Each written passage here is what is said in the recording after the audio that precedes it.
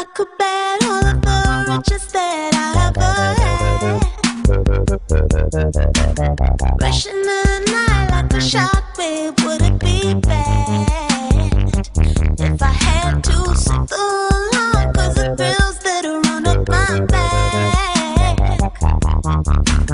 You must tie, nothing else can leave. Yeah, so I didn't listen to last week's one, but I plan to, just to get some sense of what goes on. Yeah, I'm sure you'll enjoy it. It was something else. It was completely different than what we usually do, for sure. Okay. In a good way? Like, what do you mean? Like, am I a stickler? Do I keep us on Let me put it topic, this or... way. It took 3 other dudes to make up for you. Oh, man. Yeah, so it was something else, alright. Okay. I guess I think that's a good thing. I have a big personality? Yeah, basically it was one of my internet friends I met through Twitter or whatever. He started doing Let's Plays. Mm-hmm. So, like, I wanted to get him in on it, and then across from him is John, who's been doing it forever. Mm-hmm. And then this other dude who does, like, a community type thing. Like, he doesn't just do Let's Plays, he does videos of, like, they have, like, a whole community thing going on that they're trying to build up. So, okay. We were all kind of doing, like, a theme thing, and then for a while they started going off and, like, talking about internet videos and stuff, and I was like, sweet, I can just kind of, like, read stuff while they're doing this. Mm-hmm. So that was okay. But then, like, things got a little weird and homoerotic in some parts, and, like, a lot of people laughing the whole time. Like, it was just weird. But okay. It was a good time. So more laughter happens when I'm not around. I guess I don't know if that's good or not. I mean, I think I'm not so sure. I think more laughter just happens when there's more than 2 people, because that's 4 people. Yeah. There was 4 people there, right? So. Yeah. Did you guys actually meet up, or was it still Skype?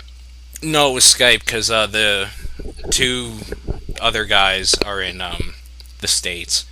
Oh, okay. And John was sick or something. Yeah.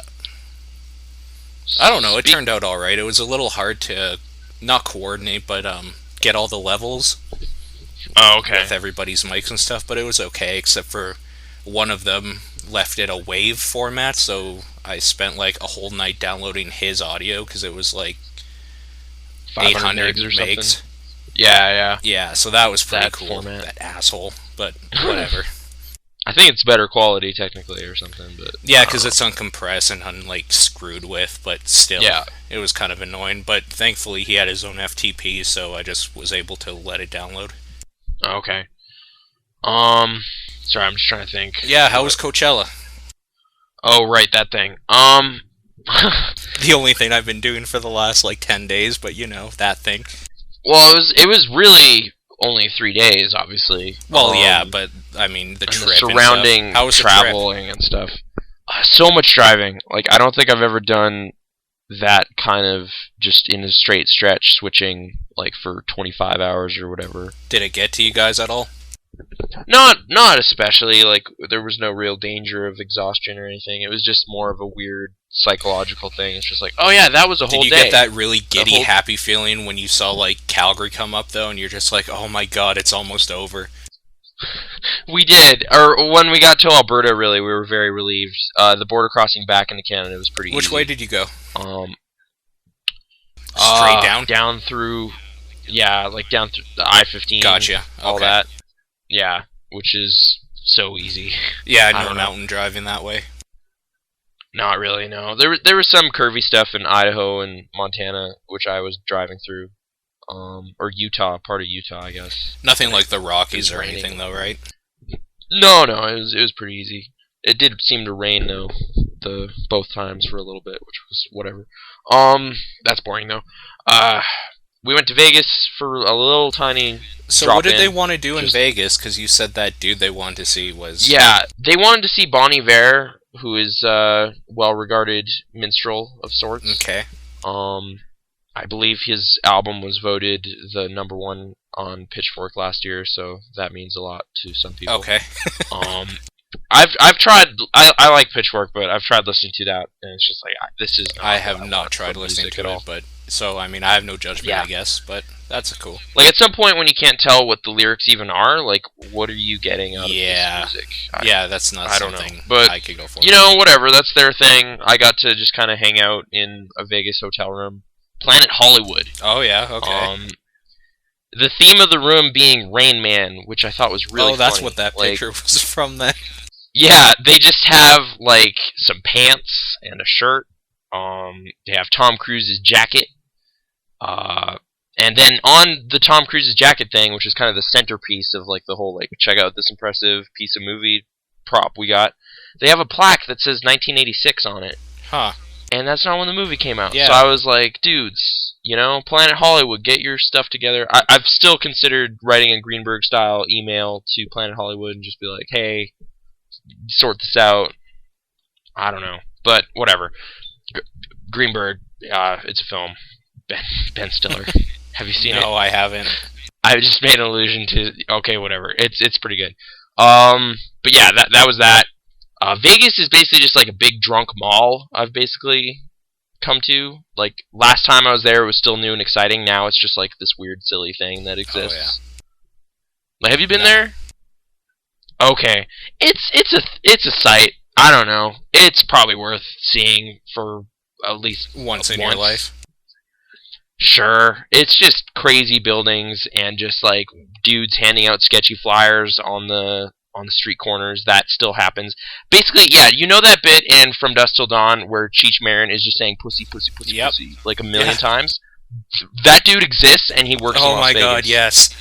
And they're all over the place. So, yeah, dudes just whispering weird, obscene things at you as you walk down the street. And it's just like, okay, this is just happening. And then dudes with giant margaritas and stuff. But you figure stuff like that must work, because they must get that one guy that stops. And it's just, for sure. Or quietly takes a flyer. Just quietly takes a flyer and stuff happens later. Exactly. You know, if it happens in Vegas, it stays and all that. But yeah, for us, it was just like, these people are just interfering with us walking down the street. Yeah. So, whatever. Hot Topic, that place, their shirts aren't the right shape for humans. So really? How do they stay in business? I don't understand. What do you mean they're not the right shape? They're like shrink wrap or something. They're designed, their slim fit is what they call it. But no matter how big, the people that shop there are usually 16-year-olds and hipsters. I guess, but like I felt weird about it because I've lost a lot of weight over the last like 18 months, and even then I was like, nope, I look like a bulgy potato sack or something. This is horrible. Really? They're that small? It was the worst. Yeah, and like the larger size you get, a big dude. Not anymore, really. And yeah, I was like disappointed in like that was kind of one of the things I wanted to accomplish while I was in the States. Is just you can buy My Little Pony t-shirts at a physical store. They allow that to happen without judging you, and I was like, perfect. So I went there, and yeah, cool designs, could not fit. The larger you get, the longer they go. So they just go further down your body. Yeah. They don't actually get wider at the shoulders or anything. So yeah, that was a miserable experience. I saved money though, I guess, as a result. I bought like nothing down there because nothing worked out. I have a flashlight, some batteries, and I think that's pretty much all I brought back. That's pretty good, though. I guess, yeah. It was a fun trip, but yeah. As for the actual festival, I guess the big thing everyone seems to be talking about is Ghost Tupac. Did you watch that performance? Yeah, no, I was there. I saw that happen. But at that point in the show, I think 50 Cent had already come out. Well, like the so there whole was like a big video came out, right? Yeah, over the course of it, like Eminem also showed up, and didn't Tony Eminem Yayo start with Dre? Like they started together? No, he came about later in the show. Oh, okay, for that one song I can't remember the name of right now. I Need a Doctor or whatever. Have you heard that song, like, besides live? No. Yeah, I had just heard it at some point this week, and it's weird. Okay. It is essentially the inverted version of Forgot About Dre, because it's Eminem doing 2 verses and Dre doing 1 instead of the other way around. And, like, it's basically still the same thing. It's like Eminem's just basically saying, I love you, Dre, and Dre's like, yo, I'm back. It's like, oh. Yeah, Yeah, there was some of that happening for sure. I guess it's also like, is that a Detox single? Is that the idea? I honestly have no idea. The music video for it is kind of weird, though. Is it like a woman underwater and there's kind of? Basically, it's about a 7-minute video because the first 3 minutes close to is just like a setup, and it's basically Dre driving or whatever, and he's remembering like his past and stuff, and he's obviously depressed, right? And then he crashes, like he's driving too fast and then crashes. He's trying to kill himself or whatever. Ooh. And then like the music part basically is every part with Eminem has Dre in like a tube or like on the gurney and stuff like that. Like they're working on him in the hospital. So Dr. Dre needs a doctor. Exactly. So like the whole time Eminem's singing or doing his thing, Dre's incapacitated completely. And then, when Dre's part, comes in, that's when he's rehabilitated and he's calling people faggots, which I really didn't like in that song. It's a bit juvenile at this point. It's just so weird, because, from Eminem, it's weird still, but, I'm still kind of expecting it anytime he does it. And he doesn't even do it anymore, because, he has a name now. But, Dre, he's been around for 30 years. He's an old guy calling people terrible things. Well, I guess 20 years according to the show I saw. There was a bit where they said, "Hey, who out there has been with us for 5 years? How about 10? How about the entire fucking 20 years?" And then the crowd actually got louder, which makes no sense because most of those people were lying. Yeah, because most of those people weren't even 20, probably. I know. I would have been 4 years old, so I could not have been enjoying Dr. Dre. So I'm not going to lie and applaud that part. He's back every few years. So he took kind of a back seat, I guess. It was mostly spotlighting other stuff that he has been a part of. Him and Snoop did some stuff together. What I do respect though, with that show and that video and stuff, and I think what he's trying to do now is that he realizes he's not a rapper. I think now it's just kind of his midlife crisis thing where he's remembering all the good stuff he did with great people. And, everything's reflective now, and I think he should continue with that and, put the mic down forever. Maybe, because... Well, he has to do that one album because he told everyone he would. And yeah, I guess. It's been a nightmare, apparently. I don't know much about the history of this whole detox debacle, it's essentially just going to be... It's basically Chinese democracy. It's going to be that, so whatever. Yeah. Okay. He's indisputably a force in the music industry, Absolutely. Though. On the way back, we were listening to Daft Punk's Homework, and there's actually a bit where they give a shout out to Dr. Dre, and I totally forgot they did that. And I was like, fuck, that means Daft Punk wouldn't be what they are without Dr. Dre, so I can't hate Dr. Dre. To be fair, a lot of music these days wouldn't be without Dre. I know. So, props to that dude. The show was fun. It was just a big, goofy spectacle. Are you a fan of Tupac? Dude, I was never that big. I haven't really listened to a lot of him, so... Okay, because I have, a seen best videos of or something. His hologram or whatever. That kind of gave me chills, because I am a fan of Tupac. So, I was actually happy to see that. From my vantage point in the audience, too, it looked stupid real. So I was just like, this is crazy. If some of the people near me right now are high enough, they might run up on stage and try to, give him a hug or something, because he's been gone for 15 years. He's been dead. But he was just waiting for this Coachella show to come back or something. And then it makes you wonder, the way it was presented was pretty nutty. Stuff.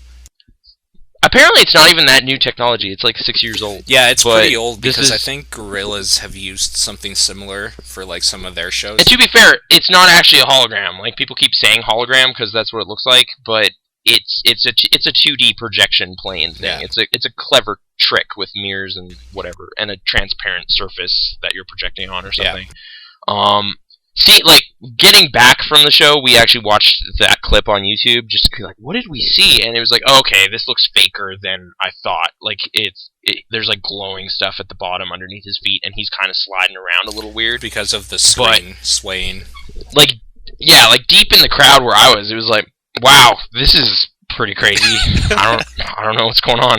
You got your contact eye on, too? You had your contact high going too, just like from all the weed being smoked around you. So much around me. It was crazy. Yeah. Like, oh no, actually, yeah, that was the one thing we were stopped for at the border on the way down was like, we're just like, no, we don't have any weed or anything. They're just like, oh yeah, come on. 20-something's going to a music festival. Get out of the car. So they had to search our car and stuff. But yeah, like on the way back, I was like, if they ask us now, should we say like maybe secondhand or something? Because like there was so much. Yeah. That and at the Flying Lotus show I was at, it was like, it was just. Well, everywhere. I mean, it doesn't matter because you can be high. You just can't possess it on you. Also, okay, well there you the go. bottom of your shoe, pry that up, throw a little bag in there. Oh, okay. Well, yeah. Actually, yeah, that would have totally worked too. Because I went through like they had 2 different securities checks to get into the festival each time, and you know they do the pat down stuff. But yeah, they never. Yeah, something about me. I'm a drug runner. Yeah, there you go. Like I don't know. There was other ways too. Like there was a couple times where it's just like, oh, you didn't even really check my hoodie pockets. So as long as I just hand you my jacket, Yeah. like there was like obviously there were ways because there was stuff everywhere. And honestly, if they cared, they would have, like, if you had some and they cared, they would find it. Because they would just detain you until you either gave it up or they would search every part of you. Mm-hmm. So, you know, that was that. Should I just talk about, like, highlights Yeah, or definitely. something? I want to hear about it, so. Okay, yeah, I don't know where to begin. What was day 1? I guess some kind of French Ed Banger label stuff is what I saw first. Breakbot and Sebastian, if you're familiar. I mean, I've heard the name, but I haven't heard them, so. Okay. I guess first thing I saw was Hello Seahorse, which is like a Mexican pop band. I never even heard of, so.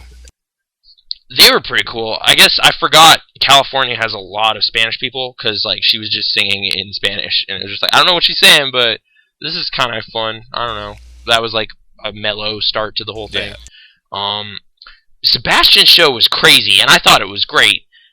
He just went with this weird political message in it, and it's ostensibly just like a dance thing, you know? It's at the Gobi, like the big dance place. Or no, not the Gobi, the Sahara, I think. Yeah, Sahara's the dance one. Okay. Anyway, it doesn't really matter. But yeah, he would just have like words flashing up on the screen, like hate, ignorance, intolerance, war, and stuff during it, like footage of Nazis marching and like Korean stuff. And then at some point, he basically just, like a big disclaimer came up and it's like, the following bit is rated X. And I was like, what? And then 4chan was just on the screen basically. Great. It was just 3 minutes of like the most horrific business. Like, I don't know if I was seeing Faces of Death or something. There was like loops from Scanners, like that dude's head exploding, and just all this weird stuff. And like this is just during a part where people are supposed to be dancing around to big dumb beats or whatever. So like a lot of people around me were just like, what the fuck is going on? And they just like stop and they're not having fun anymore. And I was just like laughing and filming it on my iPhone. So it's gonna look and sound terrible because it's on my iPhone, but I'm glad I was there. Great. That sounds hilarious. Yeah. It was pretty funny. Dude is like crazy pretentious though. Like he was just smoking his cigarette and being crazy French and just like bowing very ceremoniously and stuff. And it's just like, what are you? Whatever. This is funny. Did you see Eamon Tobin at all? No. Okay. Should I have? Or The Horrors? No. Okay. No, I'm just like looking at who played on Friday. Like, that's why I'm asking. Okay, yeah, I guess I should look at Frank Ocean, I think, was on Friday. That was terrible. Really? Like, yeah. Like, I mean, I like that dude's album okay. I listened to it on the way down there, too. And, man, that guy just, like, first of all, it was, like, 10 minutes late. But I also just think that dude sucks doing music live. Like, he just had no energy or enthusiasm he's one of those in guys. his body at all. He just, like, he's just like, whatever, I showed up. I'm gonna sing this song, kinda. Wow. And then, like, the women in the audience were still like, wow, this is amazing. And it was just like, no, this is not amazing at all. This is terrible. Like, he's ruining Swim Good, which is my favorite song of his. And he's the guy that made it. And this sounds awful. And then I guess Tyler, the Creator, came out at one point. I didn't even know, like, who he was. I'm so new to the whole Odd Future thing, I did not recognize who it was. I was just like, somebody is here. I don't know. and like they did a song and then he left, but even then, like it just was not. Like, it was like 35 minutes of complete mediocrity, and I was really bummed out. So, yeah. But after that, what? Wow, man, I'm trying to think what ended the night for me that time. Like, I saw Black Keys briefly. Yeah, how was that? Went off to. It seemed okay. I didn't stay for the whole thing, but oh yeah, M83 was that night. That was okay. But yeah, I guess Swedish House Mafia. I had no idea who they were before this. Although when I was watching it, I guess they've worked with Knife Party. Are you familiar with anything I'm saying right now? Yeah. Okay. I mean, okay. Sorry, I don't, just like, Knife Party. I am. Okay. I guess they've worked together on a couple songs, so over the course of it, I recognized a couple things. But basically, they just had the biggest, stupidest dance show I've ever seen, and I was totally okay with that. Like, it was fireworks and stuff at the drops. And this was still at Friday? Can imagine. This was Friday night's, like, closing act. After the Black Keys on the main stage or whatever. Like, this was the last main stage thing that happened. And it was just so audaciously ridiculous that I thought it was great. Like, it's not, like, I'm not gonna, I've tried listening to it since, it's like, these are really generic dance tunes, this is not very good at all, but the amount of just production ridiculousness they put into it, like, it was like the biggest laser show ever, like, just fire and everything, it was awesome. So, thumbs up to that. Day 2, sorry, I'm just trying to... Did you see Radiohead? I watched an hour of Radiohead, and then I was like, this is really boring. I'm gonna leave. And then I went and saw Cascade. Why is it Why was it boring? I have so little, like, knowledge of their, like, larger library. I guess a lot of what they were playing was In Rainbows and their new album, Oh, yeah, King of Limbs. I don't like those albums at all, so... Yeah, neither of which I've listened to, like, at all. So it was just like, I don't know what this is. Like, this crowd is way into it. I want to just cite this one dude. One good dude was just dancing like crazy, and he said, this set list is too dangerous right now. And I thought that guy was awesome. Like, that guy was having an amazing, life-changing concert experience. I was so happy feel for him. a little weird when I see those people at concerts, because I feel like I'm the odd one out. I was totally the odd one out at this Radiohead show. So I was just like, you know what? I'm kind of feel like I'm here out of obligation to, like, music history or something. Mm-hmm. I don't care. I'm just gonna leave. So then I went and saw, like, the last bit of a dumb dance show hosted by Cascade, and then went to the Doolab tent area, like, thing, which is kind of like smaller, like, level DJs just doing stuff, and it was actually pretty great. Like, the few times I went there over the course of the 3 days, there was some pretty weird stuff going on in there, and it was kind of Okay, cool. I have to ask you quickly. Childish Gambino. I only was able to catch, like, 10, 15 minutes. How was that? Because he was a very energetic performer, and the crowd was really into it, and I was kind of okay with it. Okay, because I heard he was terrible, like, musically. Musically? Like, the lyrics or something? Because you can debate that. Well, I mean, not the lyrics, but people said that, like, he sounded crappy or something. Oh, okay. I don't know. I mean, I obviously wasn't there. I was not under that impression, really, and as a contrast to, like, the falling asleep on stage the night before Frank Ocean, like, dude appreciated his fans being there and gave them a show. So I was into it. Like, he was doing his thing. I can't speak to, like, how... Actually, I don't know. I haven't seen much live rap anything, though, so I'm not the best at maybe judging it, but he seemed to do a fine job based on my expectations. But yeah, I left the hotel way too late. I realized to get through security in time to actually see him fully, so was he, like, that was earlier? kind of a bummer. Well, not really. Like, it was at 2 p.m. or something. Like, I was leisurely going to the festival when I wanted to, because, like, they kind of ramp it up. Each day is kind of structured so it gets bigger and bigger as it goes. So I was like, I don't care about a lot of this anyway, so I'm just gonna enjoy my breakfast. Whatever. Which I think worked out okay. Day 2, I guess the highlights for me were Flying Lotus, who I was not familiar with before the show, which was immediately followed by Subtract, which I thought was great. That might be my favorite, like, it might be the best thing like I was looking forward to, and it delivered and then some. Never even heard of them. I'll check them out after.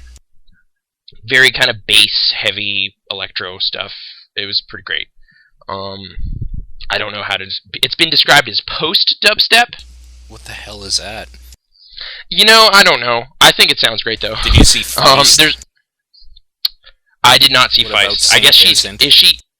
I did not see Saint Vincent. Oh man. See, this is the thing. Like, because like if you and me were there, we'd be talking about different parts of the show completely.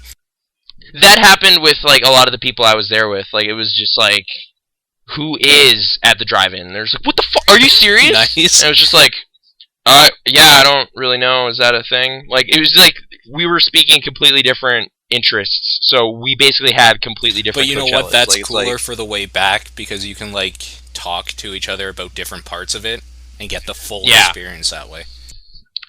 Much more so, anyway. Like, no matter what, you're going to be missing some pretty great stuff. But yeah, or Jeff Mangum, no idea.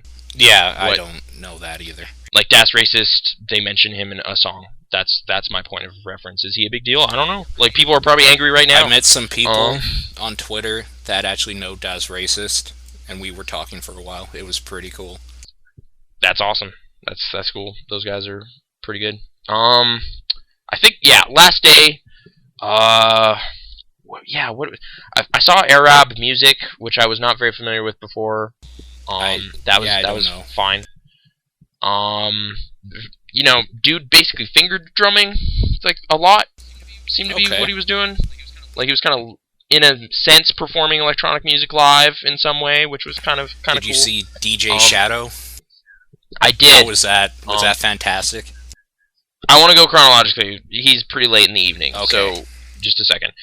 So I saw Arab music, then The Weeknd happened, which was a thing everyone was pretty excited for, in my group anyway. I will say it was okay, but it was definitely did not live up to my expectations in terms of, like, those albums are very moody and kind of creepy in a way, and this was just like a pretty generic rock show. Like, he had a band and they were playing and he sang songs quite well, and it was just like, well, why aren't you capitalizing on that cool tone you have in your albums? Like, what are you doing? But kind of like what whatever Jonathan Colton does now. What do you mean? Like, I always liked him live before because it would be him and a guitar. Yeah, that's what I saw. Fantastic. But now, like, he has a band, and it's just kind of weird. Man.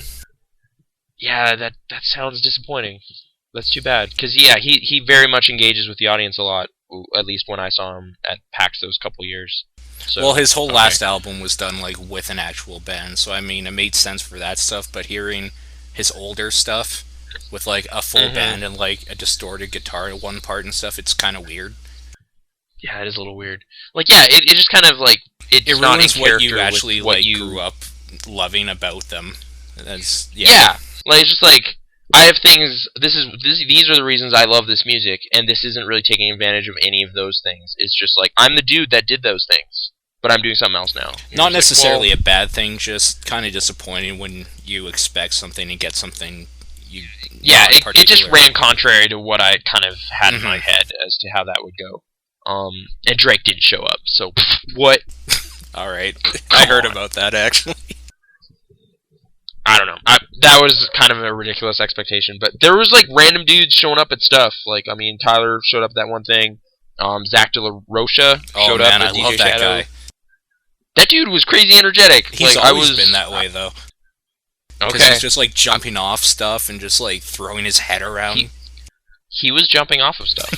I can confirm. Yes. That dude was having fun. But anyway, right after the weekend, I ran over to Justice, and I was confused because nothing was happening yet. And I knew that the weekend was going to end, like, and then a minute and a half later, Justice was supposed to start playing. So I ran over there, and I was like, "What's going on? Why is everyone standing around? Why is there just, like, stadium rock, like a Styx album or something, just playing on stage as placeholder music?" It wasn't actually Styx, but it was just something. Yeah, I gotcha. They were, like, crazy late, which was lame. Like, to the point where I stood, like, I wormed through the crowd, like, did my Assassin's Creed impression, you know, Rocco, just going through a thick crowd of the people. Mega 64 video. Kind of, Like yeah. pushing people a little bit. Just not really caring. Like, you're just like, well, if you're just going to stand around as you pass by. Yeah, just kind of, you know, just out of my way. Whatever, you will forget I existed 4 seconds from now, so it doesn't really matter what I do. So you just kind of go through the crowd.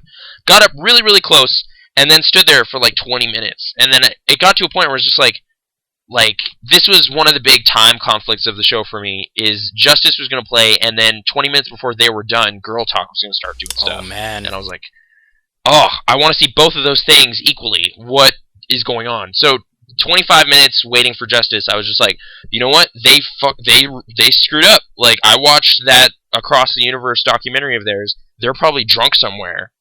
Like, they just screwed up. Yeah, Coachella. This is going to be in the news tomorrow. They just don't care. They just don't care. So I'm going to leave right now. So I started leaving, and then they started playing. Great. And at this point, I'm like way out there in the crowd. But I'm like, oh, whatever. All right, let's see what happens. And yeah, they played like a 25-minute set maybe, which was the weirdest bittersweet thing ever, because it was like, I've loved Justice for like 4 or 5 years, so I'm really happy they're here right now, but I only got like a little brief taste of it. And I'm irritated at them.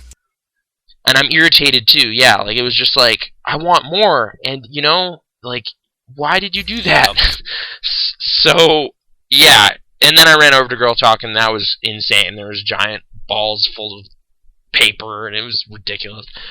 Giant pool toys and stuff. That was pretty fun. But yeah, it was just, like, that day was kind of a little bit, like, hindered by Justice kind of screwing up their big thing, which was one of the things I was really looking forward to.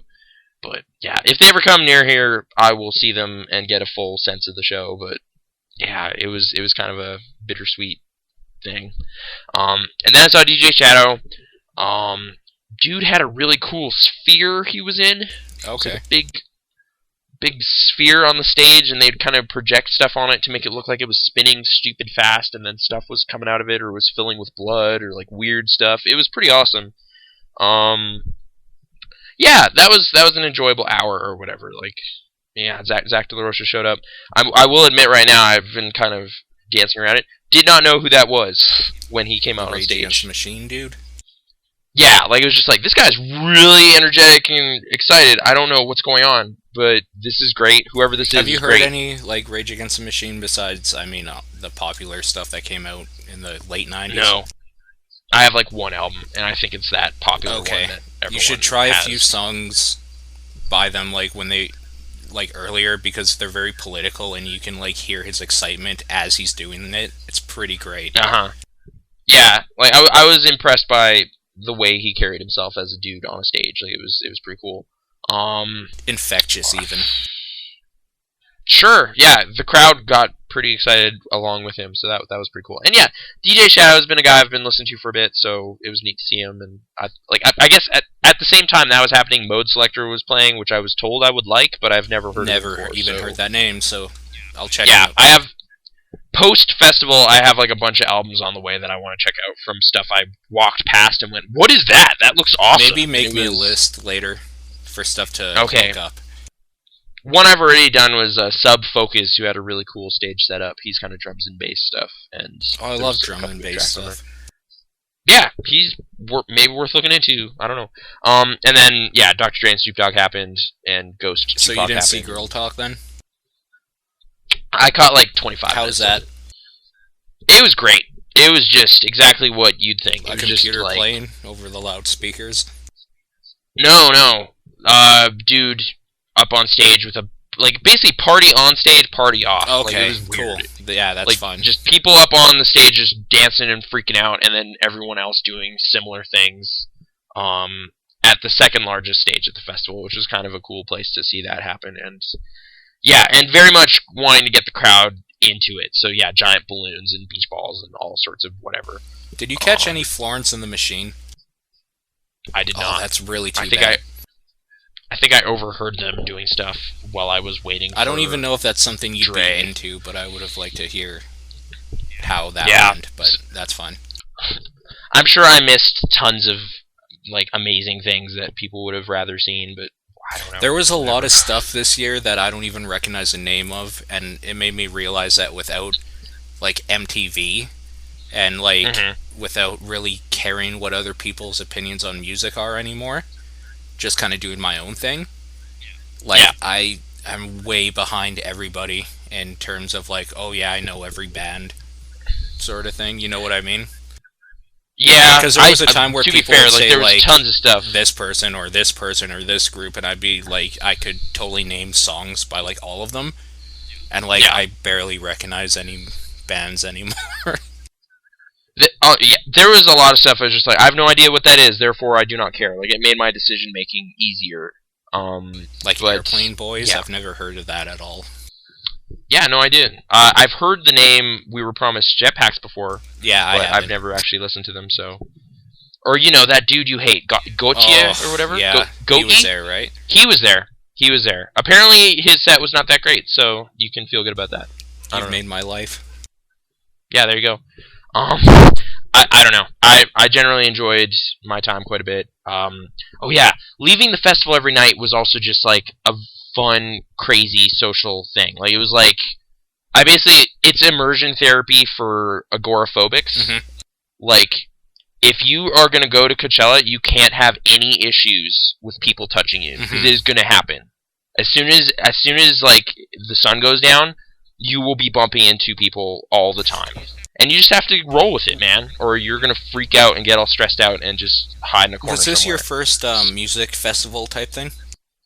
Yeah. That's pretty cool. That's always a good time. Like, is that normal, like, just music festival, like, people Well, the only reason I ask is because... crowding together. When, like, the Warped Tour started coming to Calgary, I think it was in 99 was the first year, and then they've been doing it consecutively since. For the first 3 or 4 years, I went every year. And, like, it's just, I don't know, after the first day, I just never even really thought of it anymore. Like, it was people touching me. Like, I've probably been touched every part of my body by someone else at some point, and you don't even notice. And that's kind of weird to think about after the fact, and then you have, like, other people sweat and stuff all over you, but you don't really notice either. And I guess they kind of set a tone for it by a very invasive pat-down right into the show. Yeah. Just like, oh, well, I've already been horribly violated, so... Yeah, unfortunately I've had a few too many of those, but by law enforcement and such, but whatever. Yeah, like, it reminded me of, like, stories I've heard of the airport security. It's pretty terrible. States now. Like, honestly, it feels whoa, really weird. right up there, huh? Yeah, okay. I guess I could have hidden something there. Yeah, just but like sliding their hand all the way up and then a little bit more. Just like, great. Yeah, it was uncomfortable initially, but again, you just kind of, that's just how this goes, and there's too much awesome stuff going on, so you don't really care. And it's not just you, everyone gets it, so it's fine. Yeah, you're not being singled out, it's just, this is how this works, apparently. Yeah, it's giant, like an ocean of buses and stuff, and just like, it was just weird experience to be around that many people doing this thing. All with a common interest in music and the same type of music, kind of. Kind of, yeah. Like, there was no negative real experiences. Like, there was just a lot of people just not really talking to each other, which was kind of weird. But just like high school again. But, like, it's not like I was instigating conversations either, so I was just as much to blame. It was just like, we're just all here, and everything's fine, whatever. I will say I fell asleep on the bus on the way home the first time, which was a weird little accident. Yeah. Like, it was a shuttle system with 2 stops, and our hotel was the first stop, and the second one was way later, so, yeah, I ended up at, like, a hotel I had no knowledge of, and ended up having to take a cab in the middle, like, 3 in the morning. Fantastic. It was a weird day to start it, but I don't know. It cost me money, and that cab driver was awesome in a way, like, just making weird comments about Freddy Krueger slicing up teenagers and for they're no so reason. Talkative too. Yeah, like, it's just a dude monologuing to me over the course of like a 10-15 minute drive. I'm just like, they're honestly not even like that here at all.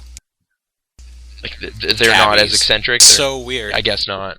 Just running lights, just does not care. It was like I was in Crazy Taxi for a little bit. Like, it was like, wow, we're going way too fast. Like, I mean, I appreciate it, I guess, but this is irresponsible. And how, like, quickly they cut in front of other cars and stuff, and no one honks or anything, like... It's just like, oh, cabs. They're so crazy. So crazy. Yeah.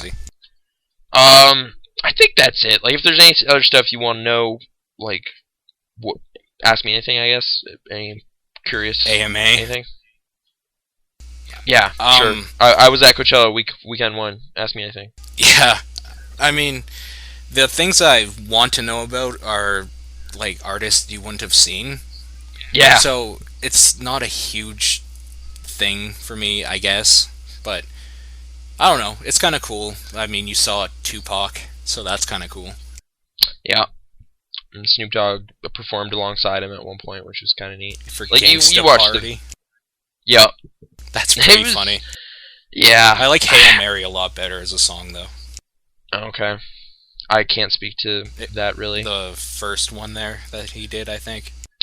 Oh, okay. Do you know, like, you know that, like, jump, like, whatever? House that of song? Pain?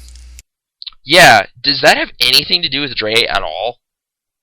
Did he produce that song or something? I don't know. I mean, probably. That would have been around the time. Because they played that, and it was like, what does this have to do? Like, this is a fun song, and this whole crowd is jumping, which is pretty crazy, but is this a Dre song? Like, I don't... What? It's amazing what Dre has had his hands in. Yeah, Fun fact, 20 The years, Fragile so. 1999, a song on there by 9 Inch Nails and Dr. Dre. There you go. I think it was Even Deeper is the name. He did the backbeat for it. Okay. Oh, and I guess they had a tent there for his headphones. I did not go there. Of course. Yeah. The, like, $1,000 headphones. I mean, not literally, but you know what I mean. The overpriced headphones, I'm told. Yep. In terms of just what you're getting. Anyway, that's Coachella. Probably more anecdotes will come to me at some point. I don't know. What was it called? I don't know. Some of the stuff I saw at the Do Lab was pretty neat, but I can't really... I don't know who I saw or anything. It was just a blur. Just a thing. Yeah. It was just yet another thing that was pretty awesome that was going on. I don't know. What should we... TV or something? Well, since you've been gone, yeah. Some stuff has happened this week. Okay. First of all, we're on Stitcher Radio now. What is that? It's an app, actually, for your Android, iPhone, Kindle Fire, apparently. Apparently, any, like, mobile device, you can get Stitcher on. Does Kindle Fire exist already? What's that? Kindle Fire exists? I think so. Probably in the States, right? Oh, right. Just, it looks pretty neat, but I guess if it didn't come out here. Basically, what Stitcher does, though, is that it takes our feed after we upload something on, like, a podcast to our feed, and it'll compress it even more and stream it, so people can listen to it on the go. They don't have to download or anything, and it's always available. Oh, there you go. Yep, so that's pretty cool. And we're on that now, I guess. I guess you just go to channels and search Media Monks, and you'll see us in all our glory. So, fantastic. But... Yeah, despite there being other things online called Media Monks, I think we're the only podcast. We are the only podcast. One of the Media Monks actually added me on Twitter, like from from MediaMonks.com. He hasn't talked to me yet. I think he's just kind of scoping out what the hell we're doing. But or it might be a bot or something. Like just like the words Media Monks are coming up a lot. They're a European design company, I guess. Or something. I don't know. Like, so we might have a bit of a trenched, situation here. Have to change our name to Iron Brigade. Yeah, Iron Monks. I'm sure there's an Iron. The Iron Monks. So, no, I don't know. Probably. If we have to change again, I mean, maybe we'll go back to Movie Monks, and then just do our own thing, or I don't know what we'll do. But as far as I can tell, it's not a huge deal, whatever. Because like. We might even just call ourselves the Media Monks Podcast, or like something like that, because it would separate us completely. I don't know. Not a huge deal. I'm not too worried about it. Those dudes haven't said anything, and we're not making money off of this, so we're not stealing their name to make money. Yeah. In fact, if anything, we're probably spending money doing this. Losing money. Yeah, so... Yeah, but you know, what's money for, really? So. Well, I'm having fun doing it, so whatever. And people have been listening. Yeah. Strangely enough, our numbers go up every week. That's awesome. I don't know why people would want to listen to us, but thank you. Well, we cover so much ground, you know? It's like, who talks about Katy Perry and Jesus? It's true. That one episode got so much because of all the tags we used. Yeah, it's just diversity of topics. Sorry, I just got the Stitcher app. I'm checking it out right now. Yeah, I mean, we're not on the favorites yet because we only have one episode on there. I think, maybe two now. But, yeah, you can still search us and you do it on there. Apparently some cars are going to be built in with a Stitcher app on their dashboard. So it's like Sirius? I guess, but like all they do is stream other people's content. They're kind of like just a third party. Okay. I don't know. I've been using them for a while, listening to some of my favorite podcasts on there because I don't always download stuff. Like when I wake up and go to work, I just kind of want to listen to something that came out that morning. I can't really just like sit around waiting for something to download. So yeah, I don't know. I think people should check it out because I wouldn't use something or like put us on something I didn't believe in anyway. Anyways, so full disclosure, when people hear this, it'll be, I don't know, like April 27th, I guess, probably the 27th. Okay. And it's April 21st. Yeah. Right now. Like I've been doing these about a week in advance because it gives me time to mix everything together, like write up the post and do tags and stuff like that. And if there's any problems with uploading stuff, it gives me a day or two because I want to make sure they're uploaded by Friday at midnight. Okay. So that's why we do them so far in advance. And with the way we've been doing them, where they're not really about like current events anymore, it hasn't made a huge deal. Right, but this one, next story, we're talking about April 20th, right? Yeah, so yesterday was 420. Yeah. Which, I mean, a lot of people, 420, man, smoke weed because 420, and I don't understand it, but it's just always kind of been a thing since we were in school even. Well, at the Snoop Dogg show, they told us to smoke weed every day. So, I mean, that's the doctor's prescription for everything. Yeah.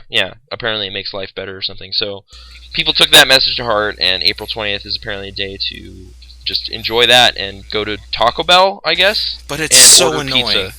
God, it's so annoying. Like I don't know. I don't care. I thought it was kind of funny. I don't care that people smoke weed at all. Yeah, Doug Benson's funny. It's when I go onto Twitter or Facebook and stuff, and all it is like people hashtagging 420. It's like Happy Stoner Day and shit like that.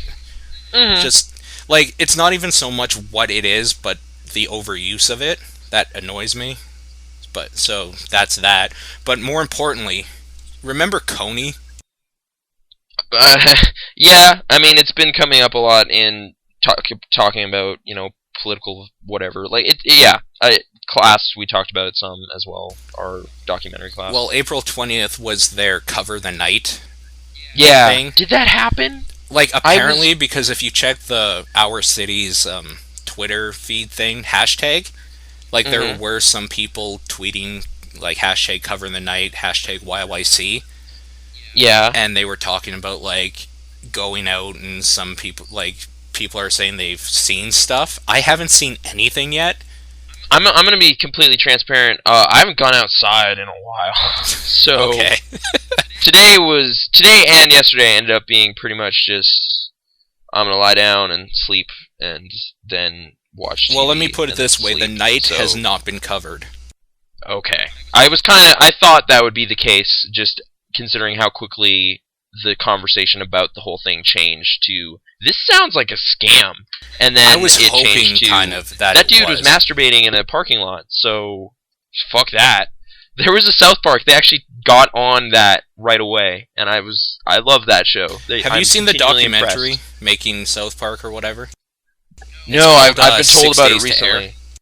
Yeah, I need to watch that. I have a copy of it. If you want, I can send you it. That sounds great, because I don't think I'm starting to get a little bit sick. I'm gonna go buy some Neocitrin, and it's just gonna be me and like movies and TV. It's gonna be awesome, dude. But anyways, so cool. the 6 days to air or whatever, They literally do a whole episode in less than a week. Yeah. And it's so crazy. You have people there just like sleeping under their desk for a few hours and then waking up and going back to work. Yeah. So yeah, I'm not surprised, but I was kind of hoping that it was all a scam and that those packages with all the flyers and stuff wouldn't show up and people would be outraged. Mm-hmm. But unfortunately, apparently the packages did exist and people did get them. So well, you know, that's their right or whatever. It's just, it's such a more complex issue than that movie made it seem. So I don't know. I'm curious though. Like, there was a dude at Coachella I noticed had a Coney 2012 shirt, and I was like, oh really? I thought we beat that as a race. Like, we knew that was kind of overblown and you should have alarmist. took a picture of him. You know, I'm wondering maybe now if he was actually he might be it was a red shirt. I have a lot of video. Maybe he's in there somewhere and I can get a screen cap, but who knows? I don't know. There was a nice disclaimer at the entry. It's just like, hey, you walk past this point, guess what? You're going to be in films and pictures and videos, like, or whatever. Like, it's going to happen. Are you okay with that? And she's like, okay. So yeah, like, who knows? No, I'm not okay with that. I'm just going to go home now. Yeah, it's like, oh, really? Never mind then.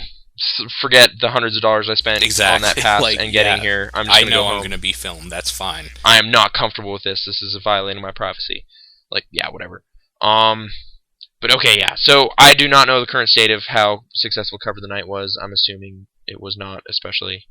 Probably not. Yeah. Honestly, I haven't even looked it up on the internet. So I mean, maybe in New York, flyers are literally everywhere.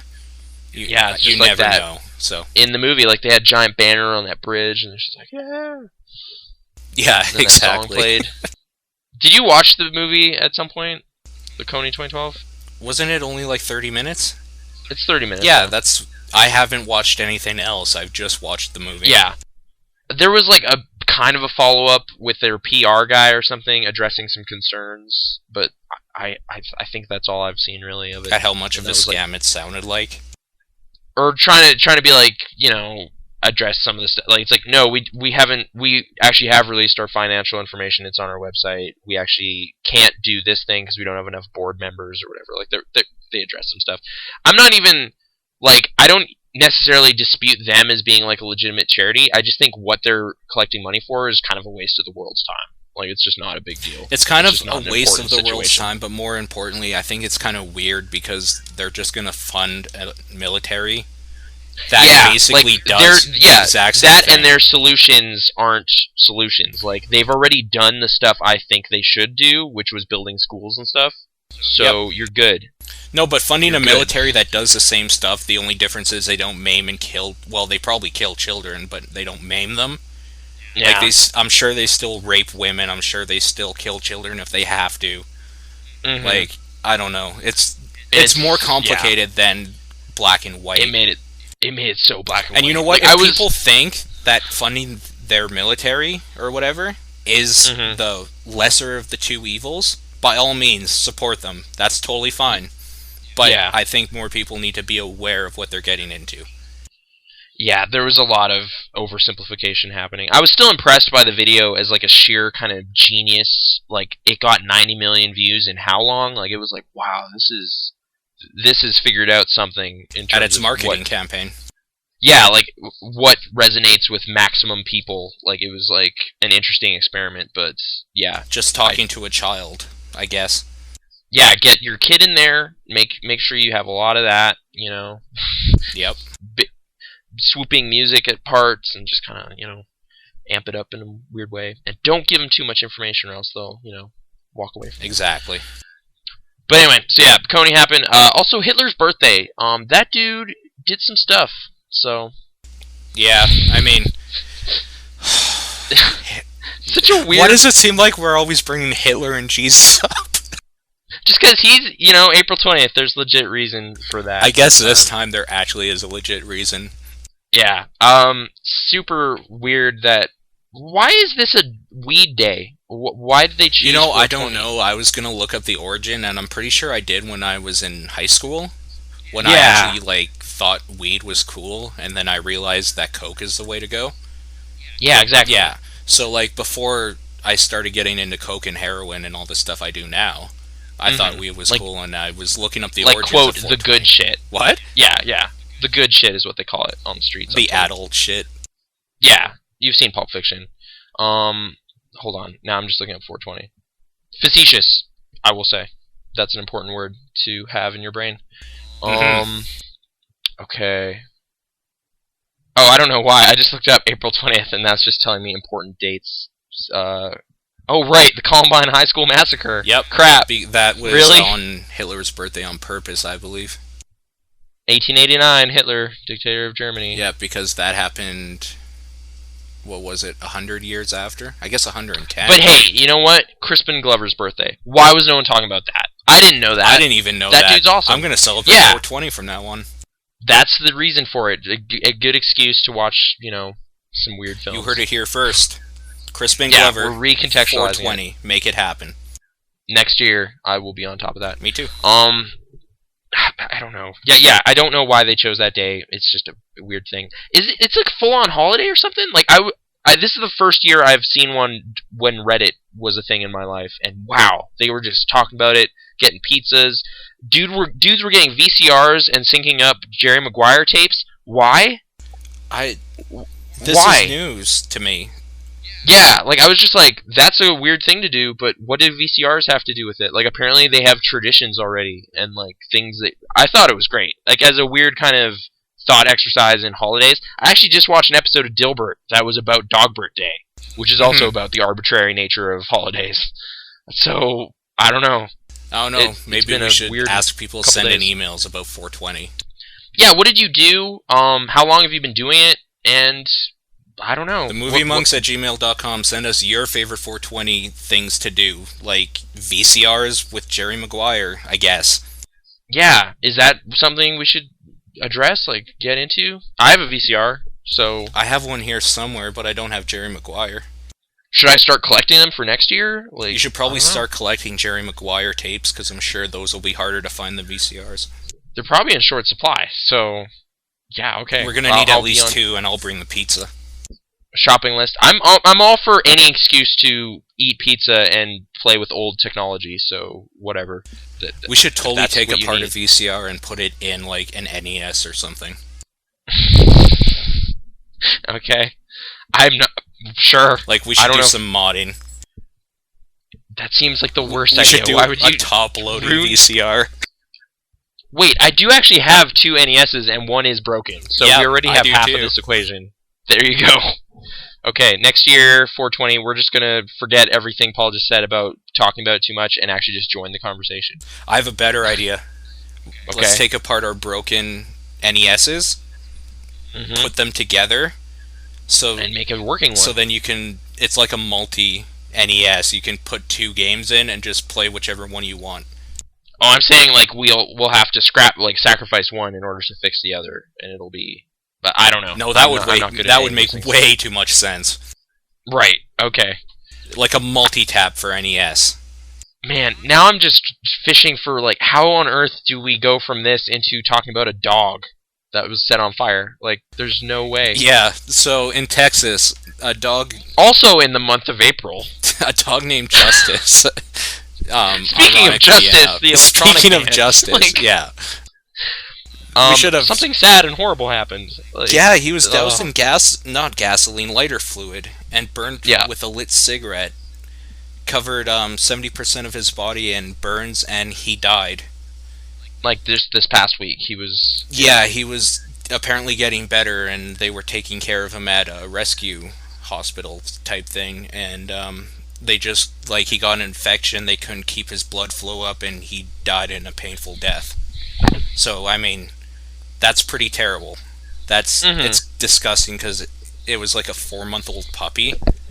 Yeah. Like, I don't know. I have a thing about weak things being picked on, and it just kind of gets to me. Anyways, like, especially animals, I've always had a problem with that. It infuriates me, and I'm actually looking to start helping out animal rescue things in our city here.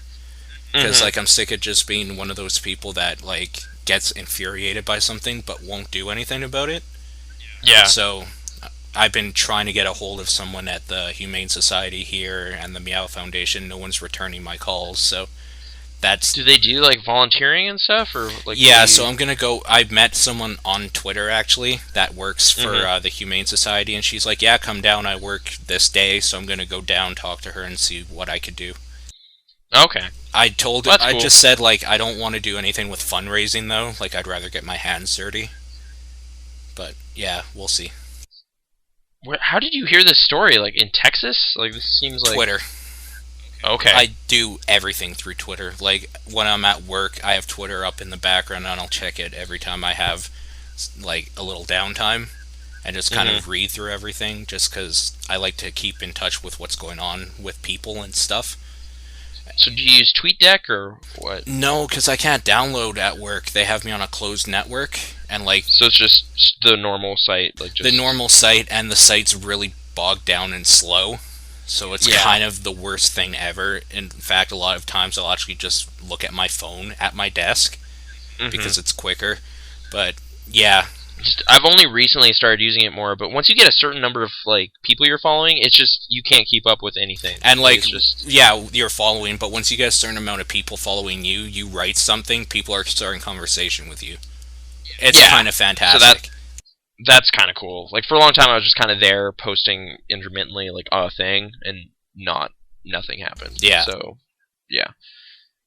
Now that it's... And I've been using it for weird things lately, like, literally anything that is on my mind or in my heart at the time, I will post. So, like, some weird truths about myself have been coming out. So, I mean, check into that if you want to hear some dark things from my past, I guess. Great, there you go. Check out what's your Twitter name? It's your the real P-Fleck, because P-Fleck was already taken, and that person was not me, so I'm the real one. The real one. And I'm pretty sure that was a bot, because I don't think they tweeted at all when I made my account. Oh man. Okay, sorry. This is backtracking a bit, but there's this like 130-year-old memorial. Someone spray painted Coney 2012 on it. So that's cool. Wow, really? Yeah, someone just... That makes me sick on Reddit right now. Memorial from 1889 for the victims of the Boston Massacre. Just lazily pasted on there. So, great job, Coney people. That's awesome. Yeah, that's great. Thanks, guys. Way to positively get out there with the thing. Anyway. Okay, so dark stories from Paul's past on Twitter.com. Check it out. Yeah, exactly. And help animals. Don't kick dogs and stuff. Especially don't set them on fire. And, like, if you can't do anything else, give your local Humane Society or whatever some cash. Like, they need to pay their guys for wasting some of their time because of the stupidity we do as humans. There's so many animals, man. It's disgusting. Like, it's really terrible. Like, we're at a point now where it's like the whole spay and neuter thing, like, you might want to do that just because... The very least thing you could do is actually not be a douchebag and treat your pet like a kid. Like... Yeah. Like a little 4-year-old. I don't get why it's so hard, really. Like, sometimes pets kind of infuriate us with some of the stuff they do. They can be annoying. But at the same time, every time they could, bite your nose, for example. They could just kind of bite your nose, and then you'd have a weird little scratch on your nose. Yeah, but, like... This happened. But at the same time, every time you come home, every time you're, like, going to bed, every time you feel like crap, they're there, and they come up to you, and they'll, like, bark or purr at you, and, like, they'll nuzzle up against you and stuff. Like, I don't get why people would mistreat an animal. Like, mistreat other people, because other people can fight back. I don't... Why... I wouldn't advocate either thing. Okay. Sorry, you're distracting me because you're jumping around in our little page thing. Oh, yeah, sorry, I was correcting a typo. Okay. But anyways, yeah, be a part of your community. There you go. Speaking of community. Yeah. I actually had to catch up on 2 episodes. So you caught the Blade one? The Blade one was pretty great. It was, that wasn't too bad. It made me a little sad because I'm going through some things right now with relationships. So it was kind of like, oh, that hits a little hard. Like the ending of it, kind of. Huh. But the second episode, like the last one that they released, the Dreamatorium Abed episode, pretty good. Yeah. That show continues to be pretty great. I don't think we got to talk about the Ken Burns PBS documentary one either, like the End of the Pillow Fort one. Oh yeah, we didn't really talk I quite about like that one did we? too. The PBS stuff, that was Keith David. I don't know. That show continues to be way better than most shows. So Yep. I hope it stays around for a long time. yeah, you do say Pierce feels useless to you now, though. He does, completely. Okay, I'm trying to think if there was any moments in this episode where I was like, oh yeah, Pierce. There was one part where he, like, Abed or whatever pretends to be him for a second, and he's just like, Yeah. I just want to say I have no idea what's going on, or something like that, and that was it. Uh-huh. Like, he didn't do anything the whole episode. He's completely useless, and they should just get rid of him. But Chevy Chase, though, dude. I don't like Chevy Chase, so fuck him. Chevy Chase. Wow, okay. I've been getting a lot of that from people who I like. You know, I guess I was just raised on late 70s Like Saturday on Night Live. Fletch or something. I didn't like Fletch very much, and I still don't think it's a very good movie. I liked him in tried the watching vacation it again. movies, though. I think it was primarily the vacation movies that was just like, this guy's alright. And Yeah, he was I okay. never, despite hearing like stories of him getting in fights with Bill Murray and stuff, which that shouldn't happen. I don't have any real negative feelings towards him. So yeah, I'm fine with Pierce either way. Like if in any way like he jeopardizes the show continuing though, yeah, get rid of him. He doesn't add enough. See, I think that he's to just it. an extra limb that they should cut off before it rots away. Okay. But anyways, Gross. yeah, I really liked the episode because it was nice to actually see something focusing on Abed. Yeah, So, like more in-depth stuff about him and how he thinks. and stuff. he is so autistic. Like, I mean, there's little things you can pick up on the whole series, but man, they really let it go with this one, and it's kind of nice to see him like that instead of kind of just like the reference machine that he's been. Like, he's actually a person now, and Yeah. that's kind of fantastic. And Annie, I love Annie, so there's that. Yeah, she also played a big role in this week's Mad Men, Alison Brie. So, Yeah. good episode, I'm gonna say. I know you haven't seen it, so it's kind of not a conversation, but that show continues to be great as well. This one's a lot of Pete Campbell stuff in this one, so if you're a Kartheiser fan. I mean, I guess. Okay. Why not? Yeah. Two Broke Girls? What yeah, is have this? you seen Two Broke Girls? I don't know. I'm gonna say no, not Okay, at all. 'Cause so I did not know that was a thing. It's basically Kat Dennings' chest, though. yeah. I've seen that around. So, and I mean, it's okay. just for people, I guess, that are listening, we have show notes, just like that outlines things we've been doing so we don't forget what to talk about. Right, because- so I didn't just say something vaguely inappropriate about Kat Dennings on my own. It's written Yeah, down. because we write down things that we're doing and that we've done, because, I mean, we do a lot of stuff, and now that we don't just talk about movies and TV, it's kind of hard to keep up with everything we do all week. Wrangle all of it in. So basically, yeah. what he's saying is, because I wrote down, been watching Two Broke Girls again, mainly because I have an unhealthy obsession with Kat Dennings' chest. So have you seen The House Bunny? More times than 5. Wow. Okay. Yeah. Actually, that's because my girlfriend loved it, and I would watch it with her periodically. So, yeah, there's that. Okay. And Emma Stone. Anyways, like, it's kind of She a has weird glasses in that show, movie. because Two Broke Girls is... It's the odd couple, we'll be completely honest. We have Kat Dennings, who plays a girl that's living in... They both play girls that are living in New York trying to make it as waitresses. And she's kind of like the tomboyish, like, slutty, not really slutty, but like more open, like, girl. Liberal, I guess. Like, not, I don't know. Spirit. The dirtier one, because Cooler one. opposite her, cooler one, yeah. Opposite her, I can't remember the other actress's name right now, but she plays the rich, prissy one. Okay. That, like, went through some Here, hard I'll look times, this and up. now they're living together because, like, she lost her fortune or something like that, and they're trying Okay. to open up a cupcake business or something, a muffin or cupcake business, so they're saving up money, and at the end of each episode there's a tally of how much money they've saved up because they're doing, like, little jobs here and there to live and make the money to open up their business. Mm-hmm. And I mean, hilarity ensues, I guess. I Bears, I guess. I feel really weird saying it, but I honestly do watch it because I have a weird obsession with Kat Dennings. Okay. That's the only reason, because I don't particularly find it funny, but because I've been watching it and I'm into the characters a bit more, it has its moments still, so it's still an enjoyable time for me, but it's not something I would even recommend for people to watch. Yeah. No, being intrigued by like a specific actress or something is like I watched a lot of pretty bad Ellen Page movies, and like Elizabeth Moss is a thing now. So yeah. Oh, really? Yeah. One movie though, I don't know if I actually got to bring it up on here though, was pretty good. It was called El Camino. I've heard of that. I haven't seen it though. It's like a road trip movie with some friends, kind of dealing with like this funeral that just happened. It was actually really good. Like it was a small movie, but I don't know. So. Just, yeah, good stuff can happen. So I'm not opposed to the idea that the show is decent.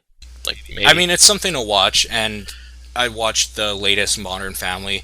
Again, Modern Family's pretty good, and I tend to wait until the end of a season and then to watch all of it. That's totally how fair. I roll with that show. But I do that with a lot of shows actually too. It's just because I'm paying for TV again that I've been PVRing them, and I feel like I kind of have to watch them because.